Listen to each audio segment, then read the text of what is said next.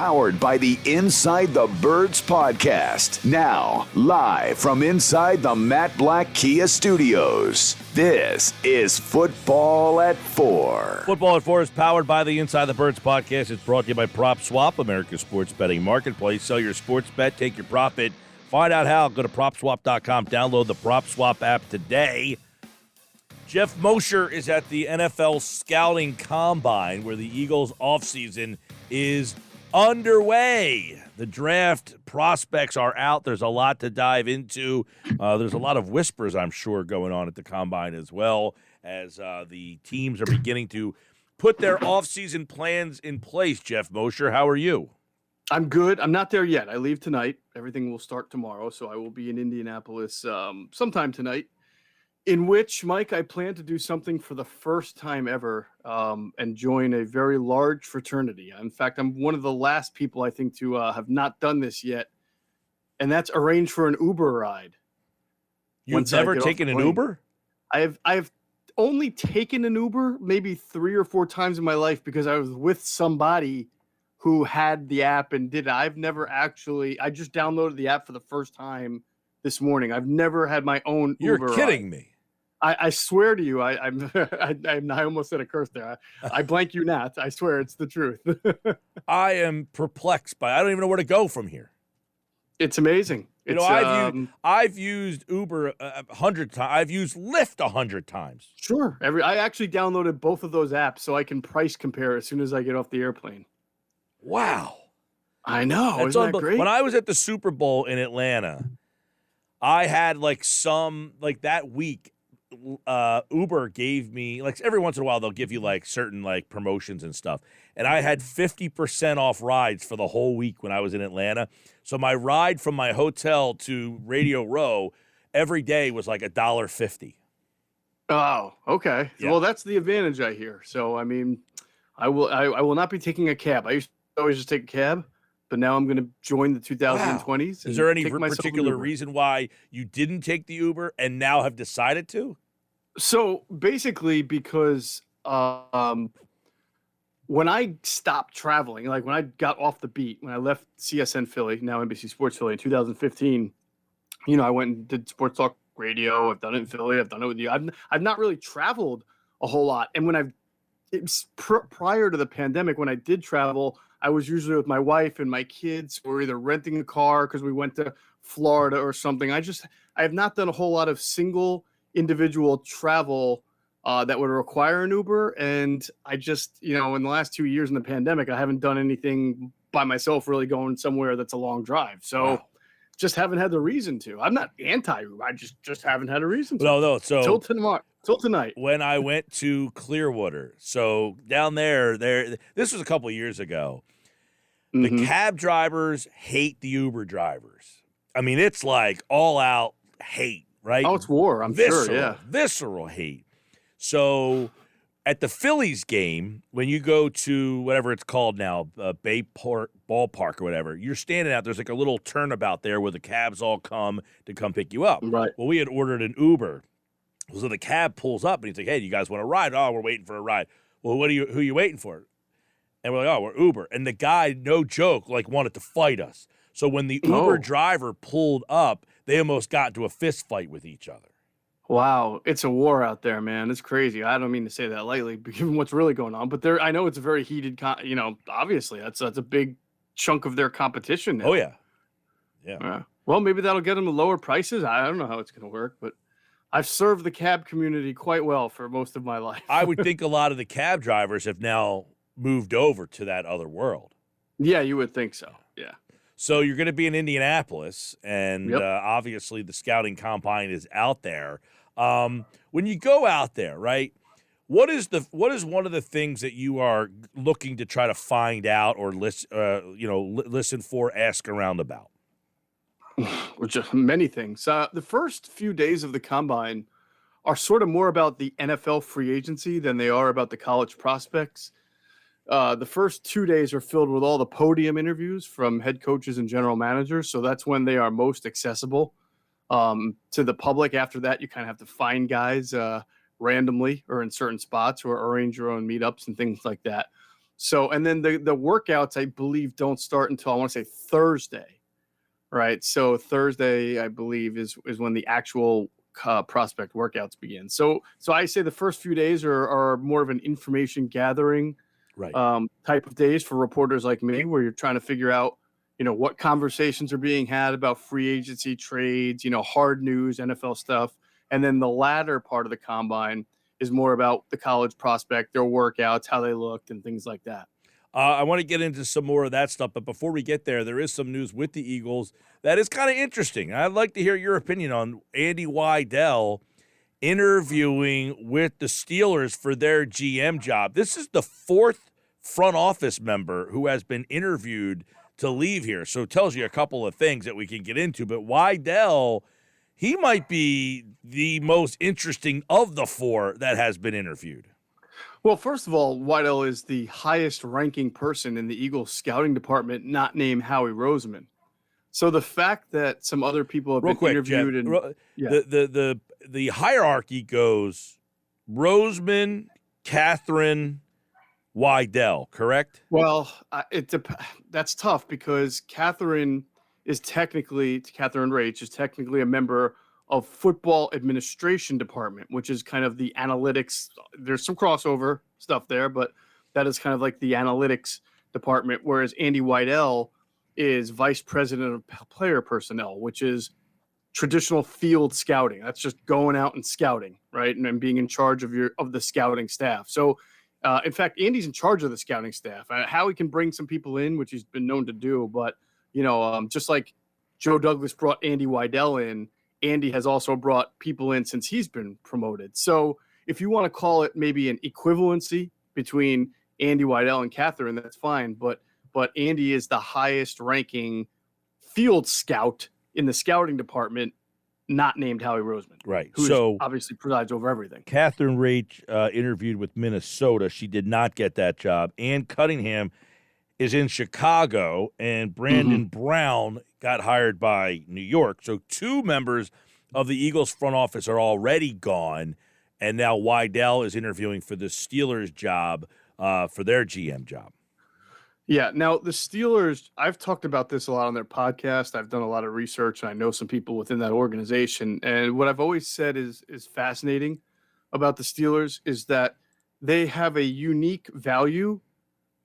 This is not coincidence. It's a unique value that they place on people from that area who understand the city, the importance of that team to that city, what it takes to survive in that city. In fact, someone who's worked for the Steelers told me that when they put together their draft board, one of the criterion that they judge prospects on is, do they think this person will fit in Pittsburgh? In other words, he might have a lot of talent, but does he have the mental makeup to play cold weather games against the Ravens, against the Bengals, at Heinz Field when it's snowing, and it's a fishbowl environment because there's only two teams in Pittsburgh, the Penguins and the Steelers, really, and so it's a diehard type of fan base. And they've told me that there have been players that they thought were very talented that would perform well in other cities, but not in Pittsburgh. And as you know, Mike, Pittsburgh's they're generally very good in their decisions, both in the draft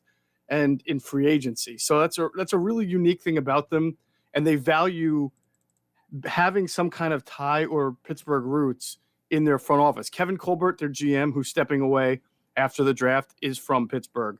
Brandon Hunt is their director of player personnel. He's from Pittsburgh. They've got some Rooney family, ownership, who are also in the scouting chain. They interviewed Lou Riddick, right? He played football at the University of Pittsburgh. Andy Weidel is from Pittsburgh and worked there before he was hired by the Baltimore Ravens. Right. So I'm not saying that gives him a leg up or anything, but I would guarantee you that the fact that he's from Pittsburgh and has this high-profile job for the Eagles made the Steelers want to take a look. And as you saw, they interviewed 10 guys. So they're casting a wide net. I imagine they're going to wind up promoting from within, staying in-house, because that's what they ordinarily do. But we'll see. Yeah. Now, what kind of loss would this be for the Eagles if they were to lose Andy Weidel at this stage of the game? Well, I mean, if they're going to do it, they would, because Kevin Colbert's not stepping away until after the draft. So they would probably, they lose Andy Weidel, it won't be till after free agency in the draft. However, if you look Isn't at it that in weird? totality, Like, wouldn't they want the new GM maybe kind of in lockstep for this draft? well, not It's necessarily. an odd because time for him to decide I'm gonna do the draft and then I'm leaving. Well, it's all situational. The Giants wanted to move on from Dave Gettleman, and they wanted to get a new guy in before the draft because they're starting over. The Steelers love Kevin Colbert. They Right. think, I mean, he's been one of the best drafters, so they'll hang on for him as long as they possibly can. So to get an extra draft from him is get good. that aspect that they want him to run the draft, but you would think that they would want the new GM in place Mm-hmm. for post-draft to kind of, instead of, like, don't you think That's they would true. make this hire beforehand? Well, here's another thing. Sometimes contracts don't expire until after the draft. So if Andy Weidel is under contract until, like, say, April 28th, May 3rd, then bam, you hire him as a free agent. You don't need permission per se or anything like that. But the point is, they cast a wide net and they're interviewing for when Kevin Colbert steps away. And maybe there's a part of them that hopes that Kevin changes his mind. I don't know. I mean, they certainly, appreciate and value him, and he is considered, if not the best GM, top 5 in the NFL. Right. So Now, the loss of Weidel for Philadelphia would mean what? Oh, so I think it's cumulative. I mean, if you were to lose Andy Weidel in the same offseason that you lost Ian Cunningham and Brandon Brown, now you're talking about replacing 3 high-ranking members of your staff. Andy Weidel is the guy who presides over the entire staff. So I don't know that they have a natural successor now that Ian Cunningham and Brandon Brown are gone. Brandon Brown mostly did pro scouting. Ian Cunningham mostly did college scouting, although Ian also did some pro and Brandon also did some college. They've got enough guys right now. They have Anthony Patch, who's been there for 20 years. He's their senior director of college scouting. And they have some really good veterans who have done pro scouting. But if they were to lose Andy Weidel, who's the glue, who's the man who presides over it, they would have to go out and search for, yet another person, but not just a guy to fill a role, but someone to lead the entire staff. I don't know that they feel like in-house there's someone right now after losing Ian and Brandon that would assume that responsibility. Right, and we already know what the fans think of Howie as a guy to draft and evaluate talent. This would be the third person that he leans on that would be gone. Yeah, I mean, and honestly, forget the 3 people for the draft specifically. It's supposed to be Andy Weidel's the one who takes all the information, culls it down, creates the board that Howie theoretically is supposed to just pick from. So not that Howie's not allowed to have input either, but I mean, that's what Andy Weidel's job is. Present Howie, who has to do 1,000 other things, with the board. Let Howie then kind of, make the decisions on the areas they want to go. So obviously, but if you lose Andy after the draft, you at least have a year to replace him. So you don't have to for the draft. But Andy does, because he's the leader of the entire scouting department, he's in charge of everything. Mm-hmm. So they would have to scramble a little bit. And maybe Dave Caldwell is someone that they've kept in their back pocket there in case they lose Andy Weidel, as a guy who was a former GM for the Jaguars, step into that role. Yeah, that basically, it's a weird thing because of the timing. Like, most jobs are filled already, and you almost forgot about the fact that the Steelers are hiring for that position. They didn't go out and start looking until this weekend, right? That's correct. And again, because contracts tend to run through the draft, it won't be. You'll see some movement after the draft because you have 7 teams that change head coaches, and I think many of them also change GMs. And then once you get a GM change, they're liable to make some changes right after the draft as well. And guys get let go and guys get hired, and there's some movement. So in May, you'll probably see some movement. All right, Geoff Mosher, we got that. So Andy Weidel, by the way, if you're just joining us, he interviewed for the Pittsburgh Steelers GM job. And if he got the job, he would be the 3rd front office member. And I guess, the other part of that conversation turns into, I know people don't like Howie, but around the league, he must have the Eagles front office must have some level of respect for teams to constantly keep coming back to them to fill jobs. Yeah, no doubt about it. Now, you look at Andy Weidel, and he's been with the Eagles for a much shorter time than he was with the Ravens. He was with the Ravens for quite a while. So I think that teams look at him and see double the value there. From he was with the Eagles, they did win a Super Bowl, they were in the playoffs. They built a strong offensive line while Andy Weidel was there, but he's also from one of the best scouting chains. That's where he really cut his teeth under Joe Douglas and more, and really under Ozzie Newsome with the Ravens. So that'll appeal to people. Who else? Let's see, Brandon Brown, Ian Cunningham. Yeah, I mean, those were guys who were respected around the league. In other words, I'm not saying that those guys don't have their own respect, but sometimes you hire from an organization where you want to know their secret sauce. What do the Eagles do that constantly makes them a contending franchise? I know we constantly question how he doesn't know this. The Eagles aren't that, blah, blah, blah, blah. Teams around the league are saying otherwise. Yeah, it's a good point. Maybe I'll spend some time at the Combine trying to ask around a little bit on, is it the success of a franchise that gets these people hired, or is it more the networking that they do and the people that they know? It's probably a combination of both there. Because at the end of the day, these guys, women, whatever, they do their jobs, but it's not like they make the pick, so it's not like you can attribute this person's development or that person's development to a single scout or a single executive. I like this text that just came in, by the way. How we should hire Andrew DeCecco. That's from Phil. They should. Start he plucking very, people very from good. the Inside the Birds front office. That would be great. And secretly, maybe we'd have a pretty good source on the inside.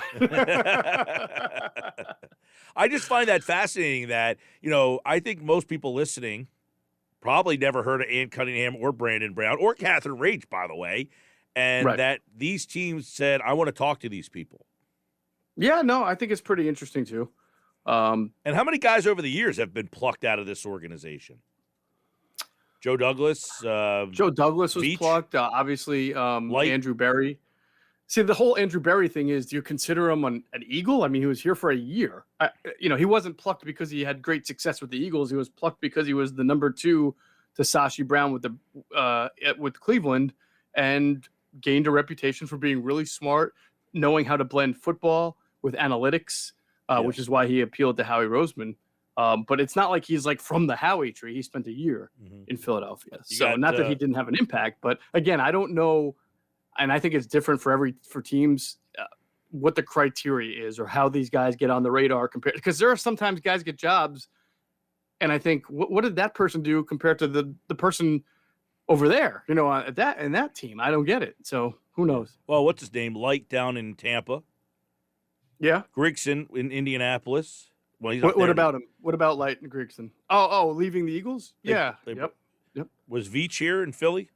Brett Veach was here in Philly. Yeah. That's a lot of guys, though, that have been in the front office. The first 3 guys you mentioned are kind of more banner than, I mean, unless you're saying just Eagles in general. Yeah, just the Eagles in general. I'm not giving Howie the credit. I'm just saying the Eagles front office, because to me, I've always said Howie gets a lot of the blame, but I think it's just, that's the organization's philosophy. I think it's Lurie that sets this.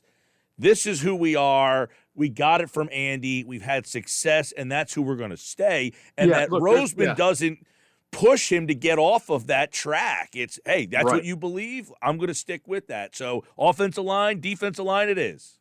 Yeah, this is one of the areas where you can credit Howie and Jeff and be fairly accurate, and is that they Jeffrey, compared to some owners, he may get too involved, but he also knows the league. For example, I know he's not very popular right now, but we talked about how he knew who Jonathan Gannon was. And he knew the appeal of hiring Nick Sirianni was that Nick would try to get Jonathan Gannon to be his defensive coordinator. Not a lot of people knew who John Gannon was, but Jeffrey Lurie was, and he was impressed. And so likewise, Jeffrey knows who guys are in front offices that have a little bit of name, have a cachet, have some respect, and he tries to bring in as many as he can. On the Gannon thing, this is another interesting thing that I think at this combine, he had interviews this offseason. Like, you would think he's going to be a candidate again next offseason, and you're trying to put a defense together for this guy who might now be a lame duck by no thought of yours, by his own success. It's a kind of an odd scenario that hey, we want to start to put a defense together for you, but you might have you might have your eye on something else, which most guys do. Yeah, that's okay though, because I don't think they're. In fact, I'm pretty sure they're not going to radically change what they do as far as player procurement just because Jonathan Gannon is the defensive coordinator. They're not going to go drafting linebackers now in the first round. I don't see it happening. Especially really high or something like trading up to the top 10 to get Nakobe Dean. I don't think they're going to place. I don't think that they're going to bring in like a 320-pound nose tackle run stuffer just because they need that if they want to play some too deep coverage. They may sign a one-year veteran free agent, or they may draft a guy like they did with Marlon Tuipulotu last year, who they think specializes in run defense. But they're not going to they're going to still believe in the pass rush. They're going to still go after cornerbacks, when they can get them. And their philosophy on how they go about getting players, it's my understanding, is not going to change or deviate drastically. If Jonathan Gannon needs a guy or something to do a certain thing, they can take care of that in free agency. Just like when Chip needed a certain type of defensive lineman, they went out and signed Isaac Seumalo or a Brandon Bear or a Connor Barwin. You can do that. But most players these days are pretty interchangeable anyway, and you can figure out how to adapt them into somebody else's scheme the next year. That's Geoff Mosher, and we talked a lot about a lot of things there, and we didn't get to the combine. We'll do that when you're back later on. You'll have to send me your schedule, boss. No, I haven't done that yet. Okay, I think we'll be good for Wednesday, and I'll still be out there, so we'll probably have some good stuff to talk about. Yeah, I'm looking forward to that, man. I'm looking forward to. I know that you guys were talking a lot about, this quarterback class is so because you got the free agent quarterbacks and this draft class, which is not getting high marks. And I think you guys talked about, you asked 5 different people, they give you 5 different answers on what quarterback they like the best. So you throw that into the fact that there's all these quarterbacks that are available in free agency and trade. I find this quarterback offseason to be fascinating.